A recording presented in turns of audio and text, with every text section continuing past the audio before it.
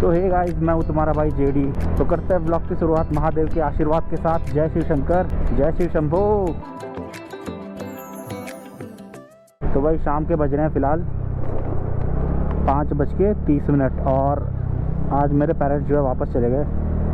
तो भाई अभी हम जा रहे हैं घनसाली गाजर का हलवा खाने। तो मैंने सोचा भाई जाते जाते क्यों ना, जैसे कि मेंस की तैयारी चल रही है लोगों की, तो थोड़ा टिप्स विप्स दे दी जाए। तो आज की व्लॉग हम बस मेंस के बारे में ही बताएंगे कि भाई मैंने कैसे करी थी तैयारी, यही बताऊंगा बस। बाकी तो आपकी अपनी मेहनत है भाई। तो बहुत ही जल्द जो है रिज़ल्ट भी आने वाला है। एक वीडियो में भाई SBI PO की सैलरी स्लिप पे भी बनाऊंगा। लास्ट ईयर जो मेरा एक दोस्त है वो SBI PO में सेलेक्ट हुआ था, तो भाई मैं जो है सैलरी स्लिप दिखाऊंगा उसकी कि भाई SBI PO में जब तुम as a SBI PO join करोगे तो तुम्हारी सैलरी कितनी होगी, ये सब चीज़ें। फ़िलहाल जो है आवाज़ थोड़ी धीरे आ रही होगी क्योंकि ठंड लग रही है भाई। आज मौसम थोड़ा ऐसे ही हो रखा कोहरे वाला। तो भाई मेंस की तैयारी कैसे करते हैं ये तो मैं बताता रहूँगा, पर उससे पहले जो है कुछ काम की बात कर लेते हैं, क्योंकि जो है रिज़ल्ट आने वाला है और बहुत से लोगों का सिलेक्शन होगा। मतलब बहुत से लोगों का प्री क्लियर होगा, बहुतों का नहीं होगा। तो भाई जिनका नहीं होगा उनके लिए स्पेशल बात कि भाई तुम लोग जो है रिजेक्शन से डरने की ज़रूरत नहीं है भाई। Rejection is a part of a life, है ना। रिजेक्शन से ही इंसान सीखता है, तो इसे एक्सेप्ट करना सीखो और अपनी कमियों को देखो कि क्या कमी रही तुम्हारी जो तुम्हारा नहीं हो पाया, और उसके बाद फिर जो है अगली बारी की तैयारी करो। गलतियों से सीख के अगर आगे नहीं बढ़ोगे तो फिर तुम्हारी ये जो तैयारी का टाइम है तुम्हारी पंचवर्षीय योजना बन जाएगी। तुम तैयारी करते रहोगे, सिलेक्शन होगा नहीं। तो इसलिए जो जो कमी रह जा रही है उसे पूरा करना सीखो, है ना। जैसे इस बार तुम्हारा हुआ नहीं तो क्यों नहीं हुआ, वो तुम्हें देखना है कि क्यों नहीं हुआ। ऐसा क्या तुम्हारा टाइम मैनेजमेंट सही नहीं था, या क्या सही नहीं था, या तुम्हारी मेहनत कम थी। लेकिन जो भी है बस किस्मत को दोष मत देना कि भाई किस्मत ख़राब थी इसलिए नहीं हुआ।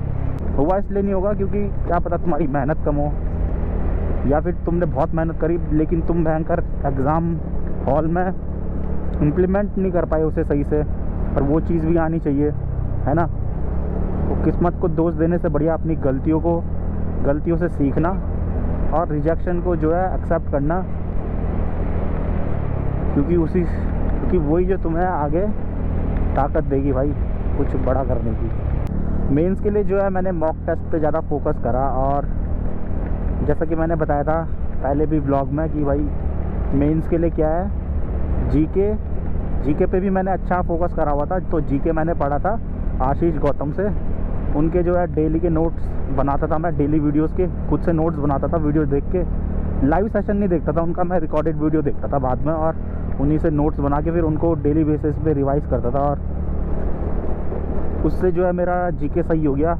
इंग्लिश मेरी उतनी अच्छी थी नहीं, तो इंग्लिश में मैंने बस ये देखा कि भाई बस कट ऑफ टच हो जाए किसी तरह ख़त्म। क्योंकि SBI के एग्ज़ाम में क्या है, तुम्हारा सेक्शनल कट ऑफ निकालने की कोई ज़रूरत नहीं है। तुम किसी 3 में बेस्ट कर दोगे तो तुम्हारा जो है सिलेक्शन हो जाएगा। इंग्लिश के लिए तुम्हें ज़्यादा फोकस करना होगा रीडिंग पे।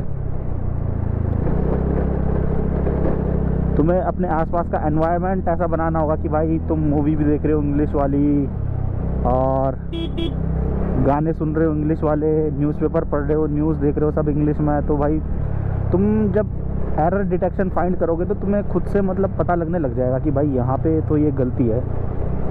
क्योंकि लैंग्वेज है, लैंग्वेज हम जितना मतलब यूज़ में लाते हैं भाई उतनी स्ट्रांग होते रहती है लैंग्वेज, है ना। और मैथ के लिए और रीजनिंग के लिए क्या है, मैंने मॉक्स पे ज़्यादा फोकस था। मैं सेक्शनल मॉक्स लगाता था दोनों के। एक तो मैं फुल मॉक लगाता था रोज़, मेंस की तैयारी के लिए बता रहा हूँ स्पेशल।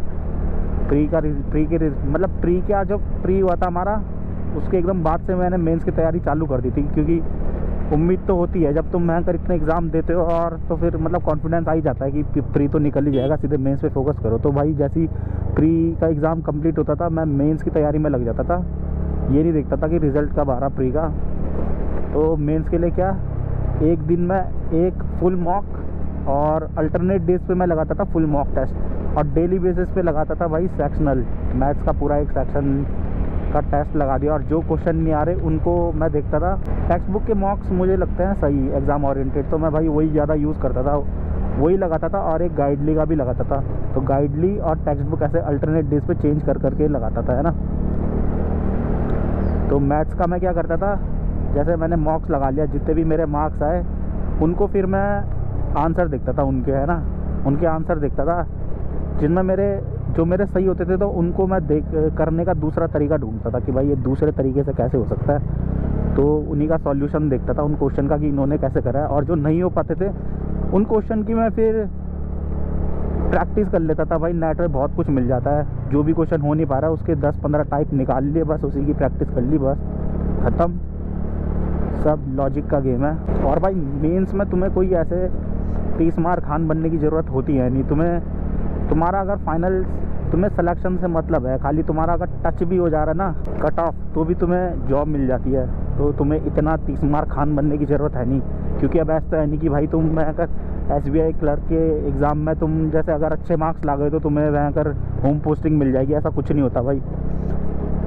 होम पोस्टिंग ऐसे नहीं मिलती, वो रैंडम बेसिस पे मिलती है पोस्टिंग। क्लैरिकल में पीओ में होता है कि भाई जिसके अच्छे मार्क्स है तो उसको प्रायोरिटी मिलती है, लेकिन क्लैरिकल में नहीं होता ऐसा।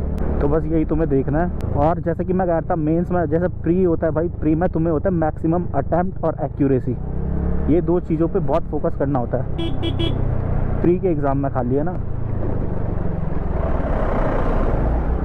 लेकिन मेंस में तुम्हें ऐसा नहीं करना होता। मेंस में तुम्हें क्वेश्चन स्किप करना आना चाहिए कि कौन सा क्वेश्चन तुम कर सकते हो, वो तुम्हें छांटना आना चाहिए।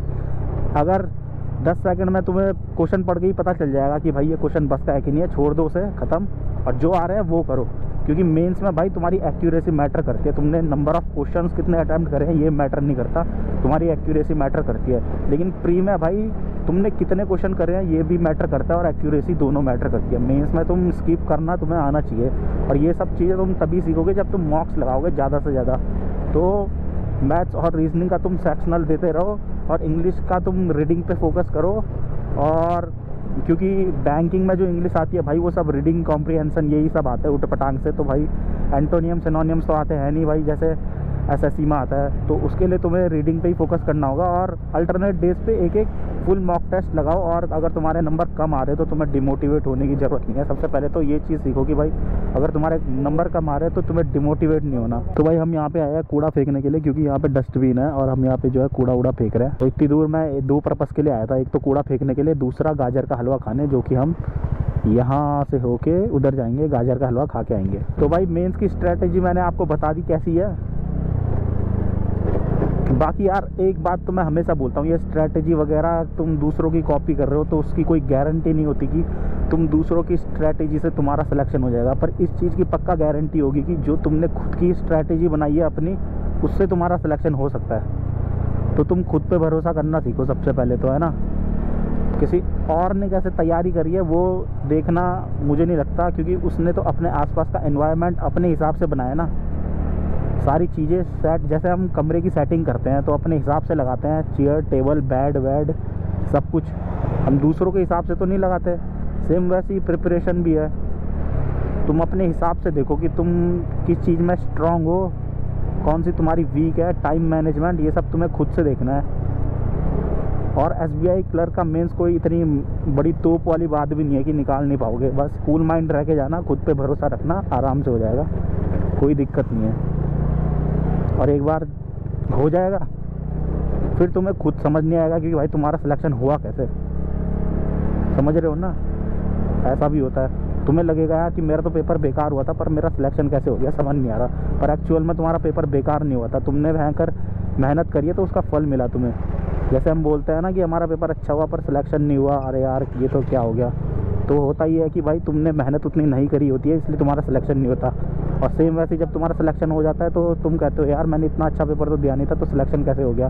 तो सेम तुम्हारी मेहनत अच्छी थी इसलिए तुम्हारा सिलेक्शन हुआ, समझ रहे हो। तो खुद को किसी से कम मत समझो। और शाम के बज गए कितने, 5:40। ठंड बहुत है भाई आजकल।